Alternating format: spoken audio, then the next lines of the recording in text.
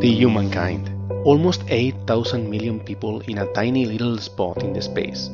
From this scale, it is easy to imagine ourselves united, cooperating towards the global well-being. But our reality seems to be one of permanent conflict. Conflicts that destroy our unity at every possible scale, polarizing people around ideas, countries, businesses, families, or just their individual interests. Conflicts often created in purpose, but also conflicts that emerge from the best intentions. Our history is full of examples. Charity alone doesn't work. A study done in the United States demonstrated that sending food to poor countries contributed to increase the number and duration of civil conflicts in the destination countries. Wealth generates greed. During colonialism in Central Africa, the government instigated conflict between the various ethnicities to control the population and the enormous amount of resources, which chiseled hate amongst the population in several countries. Between 1972 and 2003, more than 5 million people were killed. There are disasters created in the name of the greater good. In the 13th century, the Catholic Church denounced rituals where devil was represented with the image of a cat, and the society reacted, eliminating that animal in cities and villages. When the pest disease came, the growing population of rats was the main vehicle of transmission. More than 100 million people died. Good policies can be counterproductive. In 1993, factories in Bangladesh let go 50,000 children after the United States banned imports from countries that employed them. Children started working in smaller factories, often illegal, even more unprotected. Many fell in mendicity and prostitution. It is unbelievable. We want the humankind to be globally pacific and prosper, but only when we don't need to renounce to our own interest in favor of others. To some extent, this sounds reasonable, but the issue is that our own interest doesn't seem to have a limit, because we always try to be a little bit better, consciously or unconsciously, despite feeding conflict sometimes. As if the objective of reaching global well-being for everyone in this world was incompatible with the well-being of the individuals that are part of it.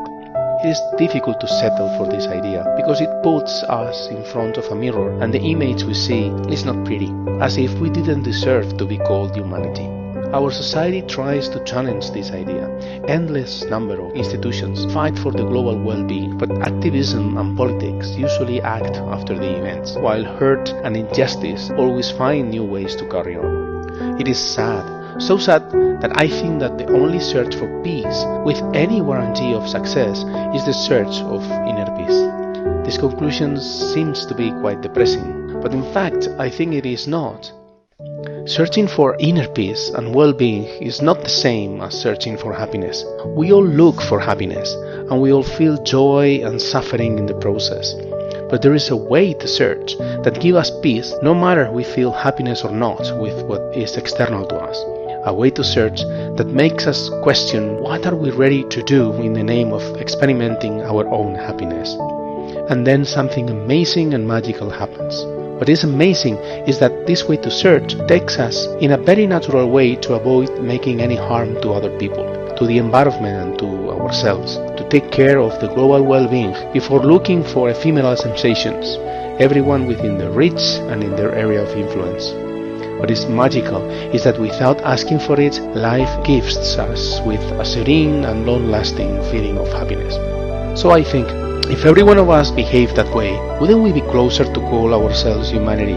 I believe so, and this thought gives me hope, because it means that to change the entire world, we don't need a global revolution or a new political or economical order. None of that. It begins and ends in people.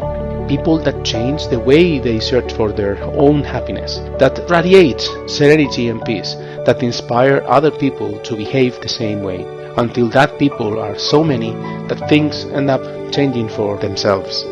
I really think that it is possible to change the world this way, and if this is possible, I must help to make it come true. The ideas I know are easy to understand but difficult to follow, because they seem to go against what we consider convenient, conventional, or even intelligent.